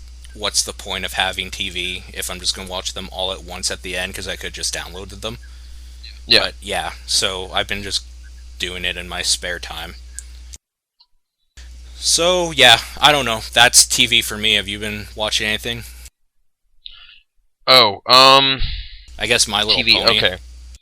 Well, the season finale was today, today, Saturday. 2-part wedding and Canterlot royal wedding kind of thing was the theme they were going with in the marketing and stuff. Like, hey, you remember the royal wedding? Yeah, I've got a real royal wedding right here. I'm gonna say overall I liked it, but there was too much new stuff for like 2 episodes, like 40 minutes of stuff. You have like a new character that's pretty significant, Twilight Sparkle's brother, and then like a whole new villainous stuff. Like, I'm gonna spoil it. Is that changelings, like shapeshifters? Okay. So like the Skrull or something from like Marvel Comics, like just, oh, you thought this person was good, but turns out they're this evil, weird bug monster thing. Oh no! But they're vaguely pony-esque. They were really weird. Kind of aliens stuff too. They like cocooned Celestia into this big thing. It was really strange. And yeah, a lot of Little Mermaid parallels, but pretty good overall. I'm going to say pretty good, but every time the show kind of does, like, conventional villain stuff, like even the Discord episodes and whatever, they're not my favorite episodes. Like, I prefer just kind of normal, everyday business happening with normal, relatable dilemmas, not bug monsters and, like, some sort of weird demon thing or whatever. I don't know what to describe Discord as. Yeah, I gotcha. Q, he's basically Q. So, and he's voiced by John Delancey, so it's, yeah. I discovered this channel on YouTube, Hot Diggity Demon. Hot Diggity Demon? Yeah. Yeah, for sure. I've been kind of falling in love with that. It's kind of great. Yeah, I'm trying to think I think I saw Shed first, which is the most I would compare to like Happy Tree Friends or something. Like it was just that with ponies. Yeah. And, sure, like people get angry at that part of the fandom or whatever, but that's fine. It's just another thing. And I actually, Apple.move with its 2001 kind of illusion, I thought was actually pretty funny. So, yeah. Mm-hmm. No, Hot Diggity Demon actually is a friend of Mega 64 as well, so yeah. There's ties all over the place. Yeah, and actually the latest one, Magic.move. Yeah, you've seen all of them? That's really good. There's the horseogram is in there. Yep. So I was into that. I have a sticker of the horseogram, so I was like, haha, this is great. So yeah, no, that's totally fair if that brings you joy. That's fine. I love it because it's like something you enjoy, but made for me. Yeah. I like it. And we can grow together. Yeah, we'll both have those characters, but, they'll be horribly murdering each other or whatever in one, and just, hanging out and making cakes in the other one. So, it's all good. Best of both worlds. Best of both worlds, indeed. And pretty well animated, too. got your Flash skills Yep. going on. Actually, that dude's pretty good. Dude's all right. Yeah, not bad. So, I suggest shout out everybody, Hot Diggity Demon. Check it out. everybody checks it out. Should. Yeah. Check it out, sorry. And some other stuff too. Like some of his main series stuff I tried watching, I don't know, but Mega 64 Animation, I enjoy those as well. He animated bits from their podcast. That might be great. I have to check that. There's just short little anecdotes and stuff. I guess for the last TV thing, like Mad Men's great, Community's great. Game of Thrones, I think I still enjoy it, but man, they just keep every week. It's just like, hey, we got some new characters. We're adding them on. Just we got some more. Oh, here's this queen we've never really talked about, and also we got this female warrior person. It's just like, okay, like in the meantime, when all this time is being spent introducing new people, like nothing's kind of happening in terms of focused main plot stuff. That's over. Like some stuff is happening, like Peter Dinklage's character. Some cool stuff happened this last episode, but I haven't yet had an episode that is on par with. I think it was the the second episode of season 1. Okay. Have you watched No, that far at least? I was going to start it last night, and then I watched The Devil Wears Prada. Okay. Ugh. Yeah. Okay. Whichever one kind of like it's not really a spoiler. It'll primarily be about wolves. Okay. The episode I'm thinking of. Don't say any more because I might watch it tomorrow. Yeah, like there was a point pretty early in that season where I was like, wow, this is like a sharp story, and it's just in this thing, and they just established this universe, and I'm already invested. This is pretty extraordinary. So I have yet to have another moment that really matches that so far in this season. But overall, still really slickly produced, some great acting, really luscious everything, so still great. But of my TV session yesterday, probably the low point out of those. But, still not really disparaging. It did have to compete with Mad Men, probably one of the better episodes of Community in the whole thing. Yeah. And whatever Season else. 3 has been so sharp, it's crazy. It's been pretty good. Like, if I went, like... I don't think I could do Season 1 again now. Like, the latter half of Season 1 is where they found it. Yeah, you know? definitely. So, I could do that, but there's some rough early goings, I guess. But especially with Jeff. Yeah. Like, he's really hard to get into, to like at all. For a while. I'm trying to think, when there was a point where... Like, Britta I had issues with for a while, too, and then it was like, no, she's... And then she just kind of, like, got silly. Like, she was way too serious before. I think what they were trying to do is they were going for, like, the Breakfast Club where they all were kind of different personalities, but they were totally serious. Yeah. And, like, I think they loosened them up quite a bit now, and like they found a nice play balance off each at other some better point. now, too. Yeah. That cast is... Man, that show's so good. If you haven't seen it, check it out. Watch it. Just watch Community. We need more viewers. Definitely. We need more viewers. So Devil Wears Prada, huh? Yeah, I've owned it for God knows how long, and I popped it in, I guess, last night. So that happened. I haven't seen it in a bit, but I just remember really just having a horrible time watching it. I just did not like it. Did you just watch it at home? I did. I just watched it at home. See, I had it on with a laptop on my lap there, and I was doing dishes and laundry at the same time. Oh yeah, no. I sat down and was like, Meryl Streep got nominated for this. I heard it was really good. I think Paul Rudd joked about it in a movie or something. Like, I want to see this. And then it was like, what was anyone talking about? This is so whatever. Like, this is so whatever. Really, so Avril whatever. Lavigne? You know what I mean? I know. Sorry, that was not... It was just... There was no characters I got interested in. I thought Anne Hathaway, just her character, was just unlikable, and I didn't care what happened to her. Meryl Streep was, purposefully unlikable, but not... There's one scene in that movie that I was like, okay. Like, she has kind of a... Meryl Streep's character has kind of a moment of, where she opens up just a little bit more to Anne Hathaway. Paris. Yeah. And that was, the one moment where I was like, okay... That was legitimately pretty great. Like, they actually added a whole new dimension to this person who's been, basically Cruella de Vil thus far. See, I really like that because, first of all, Meryl Streep was really good in it. You hate her character. And she... But isn't she just Cruella de Vil? Like, really? No, because Cruella de Vil was insane, and she was like a villain. What I liked about this character was that she was... I honestly felt that instead of just being like an antagonist doing everything she can to screw up this girl's life, she was like, what's the word I'm looking for? Like a harsh mentor or something? Kind of. Like, she was trying to shape her into the person she became eventually, where she knows what she wants and she goes after and blah, blah, blah. Like trial by fire or something? Yeah, but like at the same time, she's the CEO of this huge like enterprise. Everybody knows who she is. She's a strong female lead. Like, she's a strong woman. She knows what she wants and she gets it. Like, she's not insane. She's not like particularly mean, because this whole time, if Anne Hathaway's character Andrea wanted to, she could have just walked out.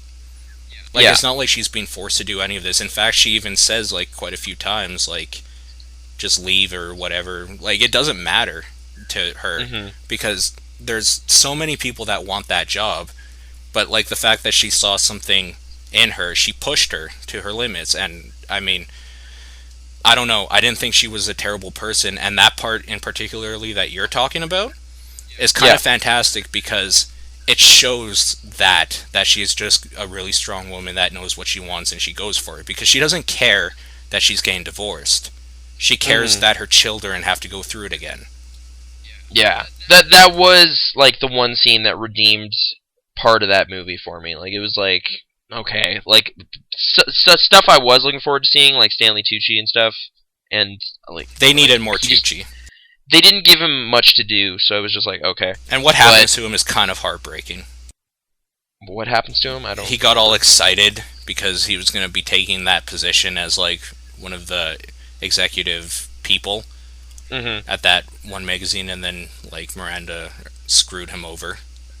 Oh, okay. Yeah. So, and then he was just kind of like, when Anne Hathaway's character asked, like, what are you going to do now? He's just like, just hope I get called back. Like, I don't know. It's just kind of a really sad part for him. And he was such a nice dude. Like, he was the only one in that whole movie that was nice. I guess. I can't really remember. I remember he pulls her aside and there's a more amicable conversation. And a big issue I have with that movie, I mean, first of all, you have Anne Hathaway opposite Meryl Streep. You know, it just makes Anne Hathaway look so much worse. I'm trying to, like, there's one movie I feel like I need to see before I can really cast that kind of judgment on Anne Hathaway, and it's Rachel Getting Married. When did that come out? 2008, I think. Okay, that was still 2 years after. Like, yeah, like, so maybe she grew a lot in the meantime or something. But people say really, like, that's Jonathan Demme. Like, people say pretty good things about that movie, and I haven't seen it. So, like, but okay, as of 2006, Anne Hathaway is not on par with Meryl Streep at all. Because I think before that movie, she was getting a lot of the, like, what was it, Ella Enchanted? Well, like, just before, it was like, the year before would be Brokeback and, like, Havoc and stuff. So she was trying to change up her thing, but Brokeback, she had one part that was about 5 minutes that involved taking her top off. Well, that's arguably the best 5 minutes, but I completely agree with you. That's the best thing she's ever done. I'm just saying, like, super sexist. I apologize to Anne Hathaway. I don't. Show them more. Anyways, you should see Havoc. Then it's not a good movie. I've been wanting to see it for so long, but it looks so bad. Joseph Gordon being ridiculous is also there. So. I think it's still on Netflix too. That was one of the first things I did with Netflix. It was like, oh really? This is on here? Done. And yeah, worth the time. I might watch that tonight.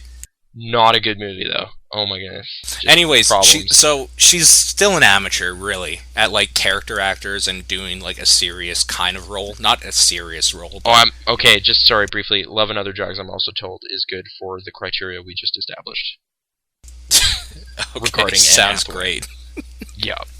So there you go. The one thing Anne Hathaway's good for, showing her tits. Oh, so. Nah. Anyways, so she's kind of funny, like yeah. I mean, she was cute at one point. She's kind of weird now. Like, I can't get behind a lot of stuff she does now, but that's she's fine. Gonna be Catwoman, dude. So, anyways, she's cast opposite one of the best actresses of all time. if not the best living of all time right now. I think that's pretty safe, yeah. Yeah, I mean, yeah, who would disagree, right? Mm-hmm. But anyways, Elizabeth Moss is pretty good. It makes her look really bad, first of all, and that's not really her fault. But it's just kind of a weird casting decision, I think. The big problem I had was her character. Mm-hmm. And her supposed change in character that this job's doing to her, I didn't think was enough. They didn't go big enough with it. Like, she's not radically a different person at the end enough? Or what do you mean? Like, well, because, like, I made the comparison here, Katie and Mean Girls. Have you seen Mean Girls? Not in quite a while, but... Okay, when they're, like, infiltrating the plastics or whatever, and she's, like, getting close to Regina... Mm-hmm. Like, she gets to the point where she, like, mouths off her old friends and she's, like, sneaking out and she's just kind of a bitch.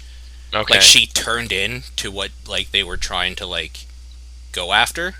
Mm-hmm. But in this movie, she just seemed kind of aloof. Like, her job was just taking up her time. She wasn't turning mean. She wasn't, like, going crazy or anything. She was just kind of, like, losing track of time. And there was one incident, like, she missed her boyfriend's birthday, which is arguably, like, still a really terrible kind of thing to do. Okay, I will just say, I'll just briefly interject here. I do remember one weird sticking point for me was the name of the boyfriend is actually Nathan in this movie. Yeah, Nate. Yeah, and that weirds me out every time it guy. happens in a movie. Like, if a character shares my name and he's kind of like the person being treated in a negative manner, it's just like, that's uncool. Like, it's weird. It's a dumb thing, but it happens. How do you think I feel in Halloween? There was a character named Paul, and his whole role was to get killed after fucking his girlfriend. Yeah, it must have been terrible. Like, it would be a unique experience for all the Pauls out there in the world watching that. Or that alien, Paul. Yeah, what was that like, watching that movie? That was so weird. Oh my god. Yeah, like, it's dumb, but it does something. Like, Abduction with Taylor Lautner, main character's name is Nathan. And, like, it's just like, I can't watch this movie now without just laughing. Every time they say the name, you get this weird... You know that feeling you get when you're going, like, down really fast on a roller coaster? Mm-hmm. You kind of get, like, a little glimpse of that. It's so weird. I don't know. I mean, maybe we're just paranoid or something, but... Yeah, something about, like, if a character shares a name with me, it definitely changes that movie for me in a way that's not fair to any part of the movie or anything. It just does that. So anyway, continue. The boyfriend's anyways, yeah. So she misses his birthday, and then like all of a sudden, everyone hates her. Like, yeah, they just don't talk to her anymore at all. And you know what? Like, that is kind of a terrible thing to do, I guess. I mean, it's not the worst thing you could ever do, because I personally don't care that much about my birthday, so I mean, I don't care that much about my birthday either, and there's been many times that, like, someone I've been with or whatever would have to do something for work or school, and I would totally understand that that's more important than, like, hanging out on an arbitrary day that I was born. Like, we didn't eat cake today, what are you doing? Yeah, like, it's not a huge deal. I mean, I guess the worst part about all of that in the movie was that she didn't even call to say she wasn't coming. Mm-hmm. Because that's really rude, I found. But, I mean, that's neither here nor there. Anyways, they hate her so easily. Social behaviors. Yeah. And, I don't know, that really bothered me, because, like, she's getting hit on, too, by this really attractive writer dude that, like, she's totally obviously into at the time. And she doesn't, like, she respects him enough that she doesn't even, like, instigate anything with that dude until after they break up, her and her boyfriend. So, like, she's not a bad person at all, and I think maybe it was supposed to show her turn into a different person, but I didn't feel it, and I think that was a huge failing, because I feel that was probably what they were trying to go for. Yeah, I do vaguely recall, like, there were a couple scenes that, like, I just was not jiving with. Like, it was like, this seems important, but I don't care. But you know what? I'm going to chalk it all up to that I didn't care about the characters too much because there was no development. Yeah. Fair enough. And you said you didn't like Emily Blunt either, which I guess, fair enough, I guess. Like, her character in this is terrible because she's just a bitch. that is all she does. She doesn't have any line that doesn't just come off catty. Mm-hmm. But you saw Herzog's Into the Abyss, huh? Oh, I briefly want to touch on like one thing. The reason we're not talking about Cabin in the Woods is because you haven't seen it yet. Yeah, fair. Because I wasn't gonna bring that up. Okay. Because I'm a little like I was supposed to see it Thursday, couldn't, and like I didn't get home till late and didn't get to talk to anybody to go yesterday, and I was going to go tonight, but someone couldn't. Okay. Like it's been kind of a thorn in my side since it came out. Yeah, I don't want to like see purposefully bring up painful things. It's more just like just another opportunity for me to say like, yo, you should see it, and also listeners should see it. It's really great. So I don't know. I've been trying, honestly. It's hard because I don't have a vehicle right now. Okay. Yeah, so I mean that's really screwing me over. Yeah, I won't elaborate obviously, but just okay. Yeah, so thanks for that. Anyways, Into the Abyss. Oh, fine. Yeah, I literally just before we started recording watched Werner Herzog's documentary Into the Abyss, which came out late last year officially, but it didn't actually show up here at all, to my knowledge. It's on Netflix. They've launched it day and date with the DVD on Netflix, which is pretty cool. So check that out. It's awesome. It's extraordinary. Like it was just exactly what I thought it would be. Like it's like Werner Herzog is going to make a movie about death row and like coming to terms with the end of your life and stuff, and like crime and this, all of that. And it was really, it touched on all the right stuff pretty much for that experience. I don't know.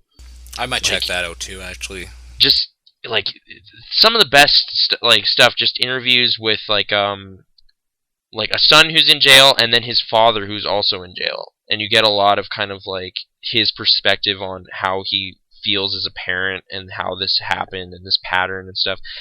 And also this one dude who basically was in charge of executions in Texas for a good long while. And like he would spend his last spend a day or something with them, and then take them to the room and like the last moments, and him describing how weird it is to like get to know someone all day, and then at the end of the day they're dead. Like just like to destroy do that, their life.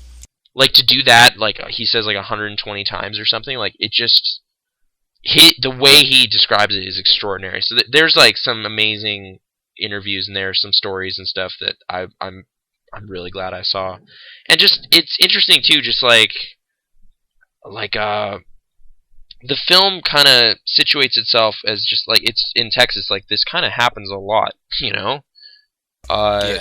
Like you get little glimpses of like like there's the graveyard where they bury like criminals who like their families don't really intervene and do any funeral type stuff, so it's just this like big crosses with numbers on them and stuff. And there's also like a vehicle impound lot where like vehicles involved in crimes and stuff, and you just get the sense like there's so many more stories like exactly like this, like other crimes that have just as much detail and just as many people affected. Like he kind of shows the web of people involved in this one kind of just this one homicide that happened. And you really get the sense like this is just one, and there's so many more. And apparently as part of this whole process, he did like 3 more hour-long kind of discussions with death row inmates, films that are out there somewhere floating around. I want to see those too, just because the way Herzog carries himself in conversations, it's so great. Like, because he's kind of disarming in a way. Like, he's kind of like joking and stuff at times, but not in a way that's inappropriate. He just talks to people like people, regardless of their circumstances.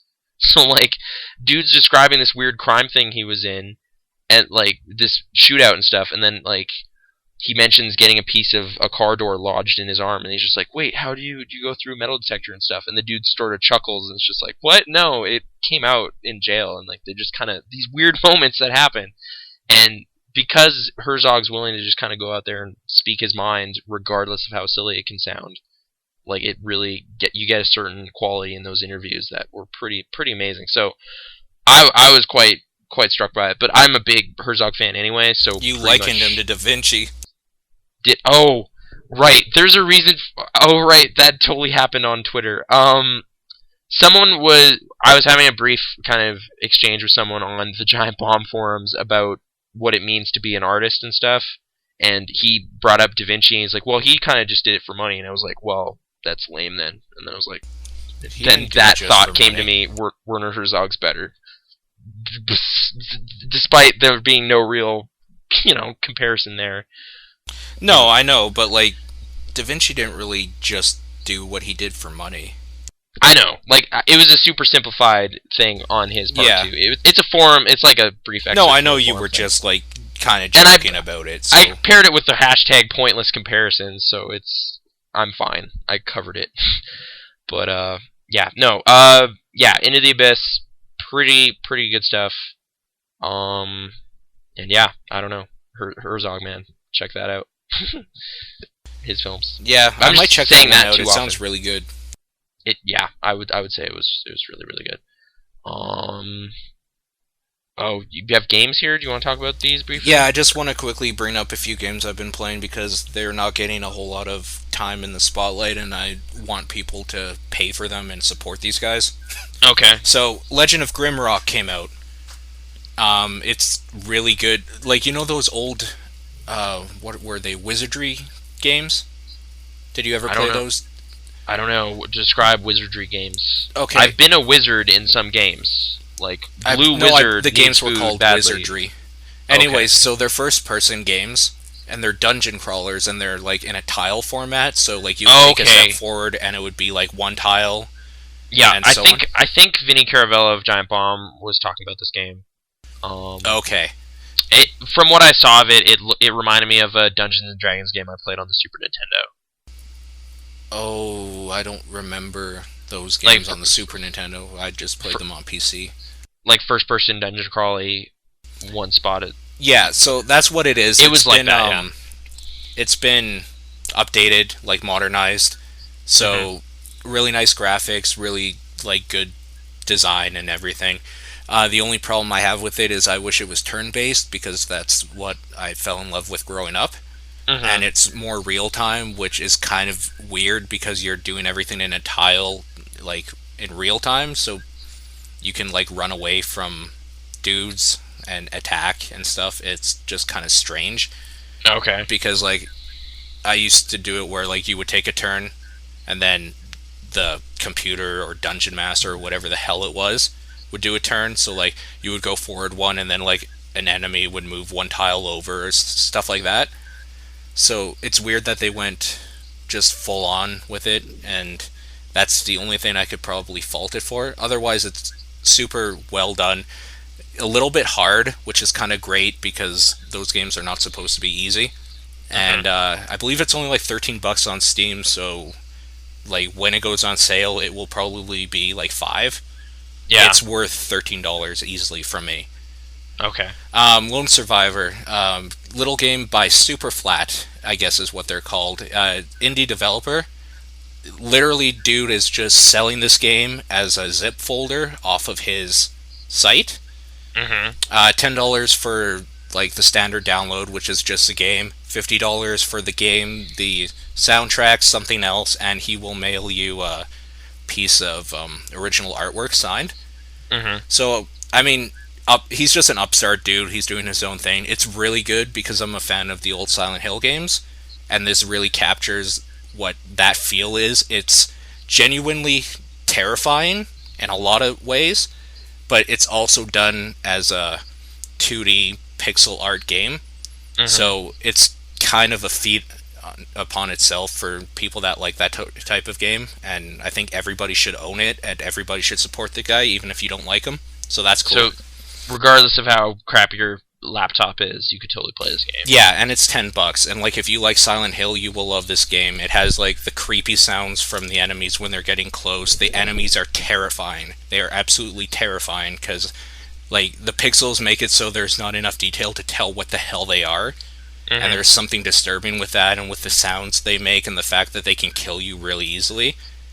It's pretty great. And like you have the flashlight thing that only lights up a little area, and you're in dark hallways, and things are weird and jumping out at you in parts. It's really good, really well done. I'm looking forward to finishing that, and by the time you guys hear this, I will have been done, so, I mean, if you want to know more information, just Twitter me, I guess. Also, there was an iOS game that came out that a lot of people were raving about called Sword and Sorcery a while ago. Yeah, I bought that game. Yeah, so that came out on PC. They ported it. I bought that. I haven't started playing it yet. I hear really good things, though, and it looks really good. So, I mean, by the time people hear this, I will have probably gotten pretty far in that. Yeah, I wish playing it, I was like, I need to... Is it on PC? It is Sword now. and Sorcery? Yeah. Oh, interesting. Because, yeah, I had the iPhone version, and I was like, I wish I had an iPad. Was basically what I got into. That's what a lot of people said, too, that it's really good on iPad, but it's on Steam, and I think it's like $5. Okay. I might just revisit it properly, because I was feeling a lot of things about it, but it was just kind of unpleasant to play on my tiny little 3GS or whatever. I was just like, man, I'm ruining this game by playing it like this. So yeah, I might look through it again. Also quickly, Ghost Recon Future Soldier beta's out. Mm-hmm. I have an extra code for that, so if you have an Xbox 360 and you want to play the beta, give me a email or a mention on Twitter, and I'll give you a code so you can download that. It's okay. I'm not really into the whole war game thing right now anymore, so that's working against me 100% in it. And also, it's kind of like SOCOM meets Tom Clancy. And, I mean, that's fine, I guess, but it feels bad. It's kind of jittery. There's a lot of glitches and bugs in it, and it's just kind of not fun, but it's a beta. So, I mean, anyone who's played a beta before knows that, it's going to be glitchy, stuttery as hell, and, Weren't they handing out keys for this in, Splinter Cell, a year ago? I guess, but, it's been a long time. Yeah, so it's live now. Okay. So yeah, if you're the one person, you invited me basically, but I don't have Xbox Live right now. So. Yeah, so if you're the one person who doesn't have it yet, just send me a tell of some sort, and I'll get you a key. Okay. You can try it yourself. So, and also, it'll be too late for anyone hearing this because it's a week late. But the Diablo 3 beta is completely open to everybody this weekend. So I'm waiting for that to download, and it's making me want to boot up my World of Warcraft account again to play a little bit. Okay. I was part of the Giant Bomb clan for a long time, guild. Oh, okay. But those dudes are all gone, obviously, because they have jobs playing other games.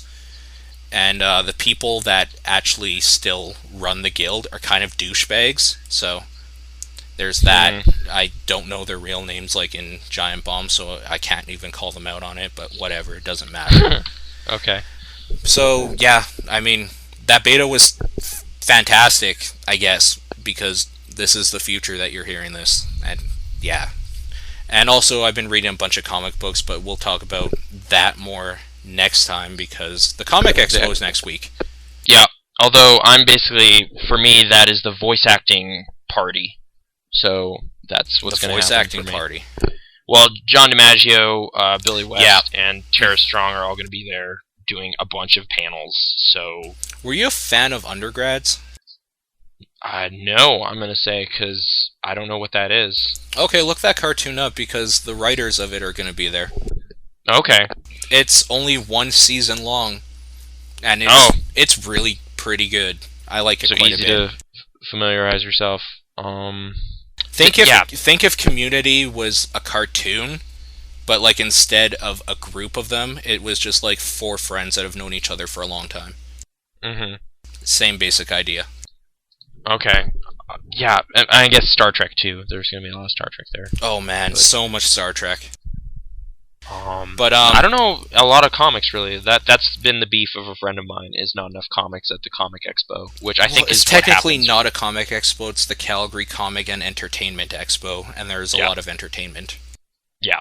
So I'm still quite looking forward to it. I bought my 3-day pass and stuff, so hopefully I will be well. I have to go buy medicine right after this is over, in order to That's rough. facilitate that. Yeah.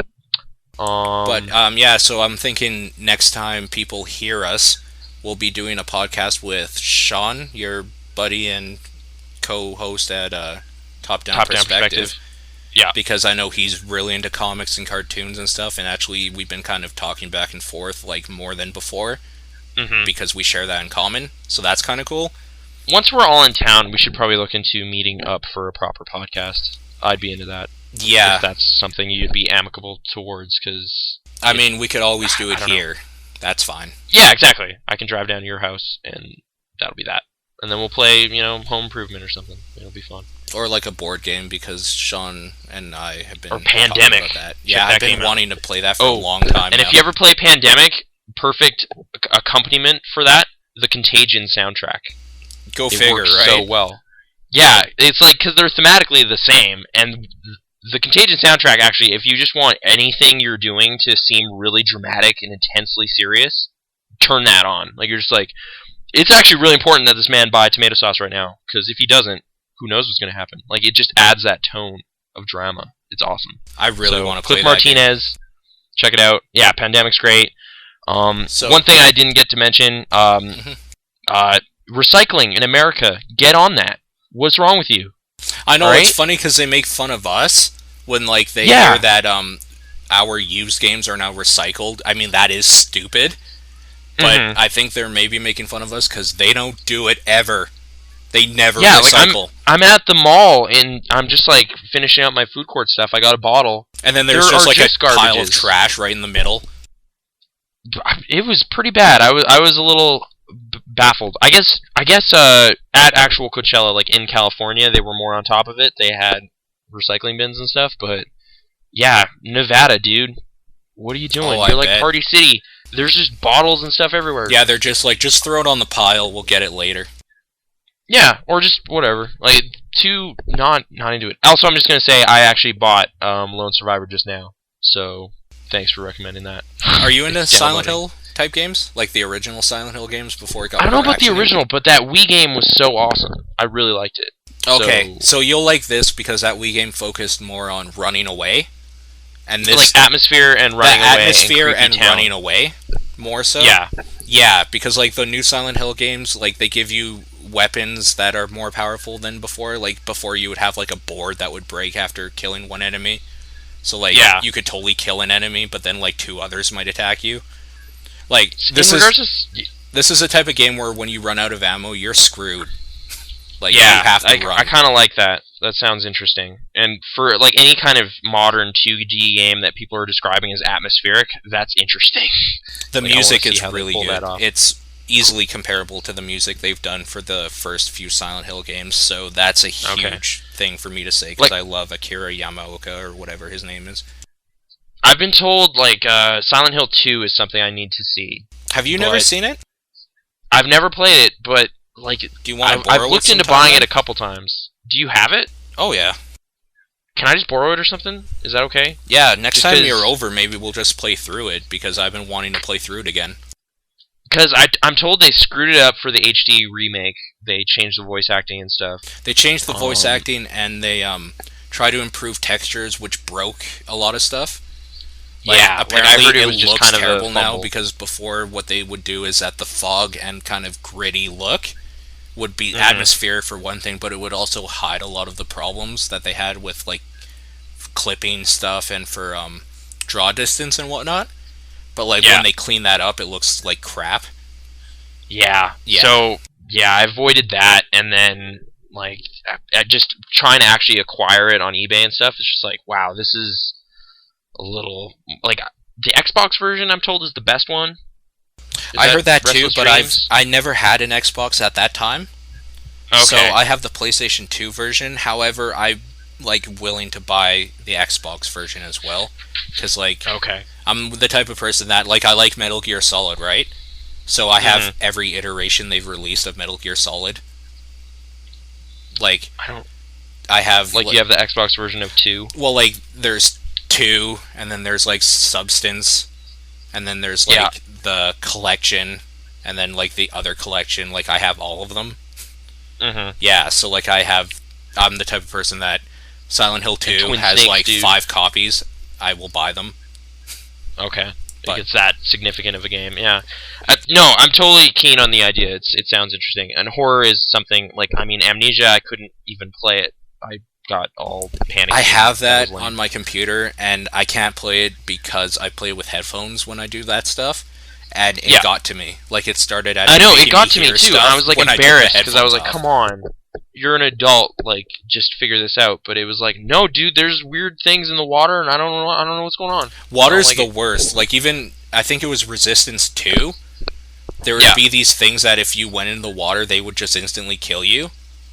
And it was terrifying. Like, I hate parts with water because there's always something in them. Mm-hmm. Yeah, I should probably give that game a proper try again, too. But it's not anyway. very good.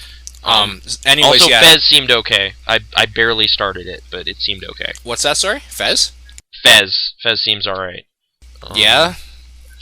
Maybe. Oh, yeah, we were saying Phil Fish is a jerk. I tried the trial. I haven't committed yet, but it's kind of a neat platformer. Like, it's got an interesting look to it, too, so I don't know. A lot of people are raving about that game. Yeah, I wasn't like, oh man, I need more. Here's my credit card. Like, it was like, no, it was interesting. That's pretty neat. So I'll talk to Sean about it and see how he feels about it first.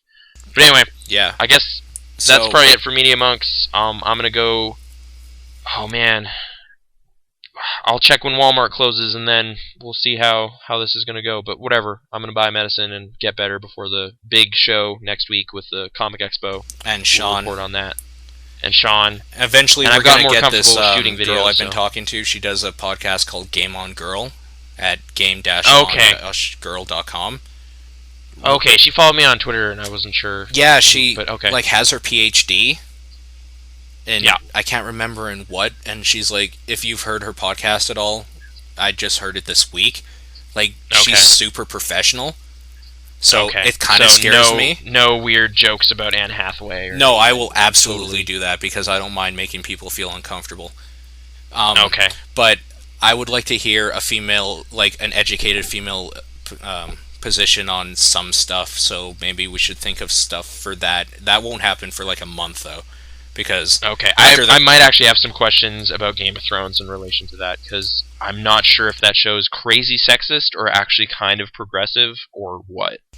Yeah, exactly. Like, it'll be a really interesting thing because I'd love to hear a woman's opinion on stuff, especially if like they're really eloquent and open to talking about stuff like that. So that's going to be exciting. But I mean, we have the Comic Expo thing with Sean, and then the week after we're going to have Indie Movie the Game, or Indie Game the Movie. Indie Game the Movie. Indie Game the movie. Yeah, Indie Game the movie movies all and the time, Avengers. so why would they make a game about that it? weekend? Although that would be funny. Like Sundance Film Festival, the game. Yeah, Jim Jarmusch is right over there. We're going to have that in Avengers that weekend, and I think we're going to be talking with Sean again that weekend. Oh man, Avengers is a real thing, huh? Anyway, so weird. Okay, so yeah, and we'll be able to talk about Cabin in the Woods at that point because you'll have seen it. Absolutely. So some great things are coming. As always, follow us on Facebook because we like to talk to people, and also Twitter. You can follow the show at the Media Monks now. We're no longer Movie Monks on Twitter, so it's at the Media Monks, all one word. And obviously, you can always follow me at the Real P Fleck. I'm Krasnor. It starts with a K, ends with an R. And email us questions and stuff. We like to hear from people. And we like it even more when people disagree because it adds to the show. Just straight up, even if you think we're idiots, tell us why. Just be eloquent about it. Don't be a jerk about it. Just tell us why we're idiots. How can you go to Coachella and not see, X blank, Like, whatever. Give me that, and I'll be like, yeah, I don't know. I wanted to see big, stupid beats. Or tell me why watching Devil Wears Prada was a better idea or worse idea than watching Game of Thrones. Or sure, yeah. Anything. Whatever you have issue with, let us know. And also follow us at Stitcher, and we'll talk to you next week. Okay. Bye. You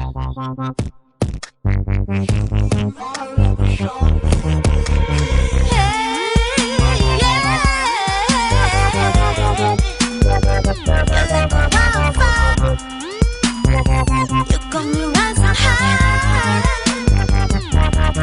You wanna Drowning in a way you save me. It's a crime if you don't.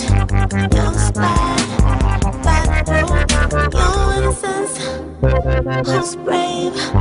Drowning in a way you save me. It's a crime if you don't. You're spy, back road.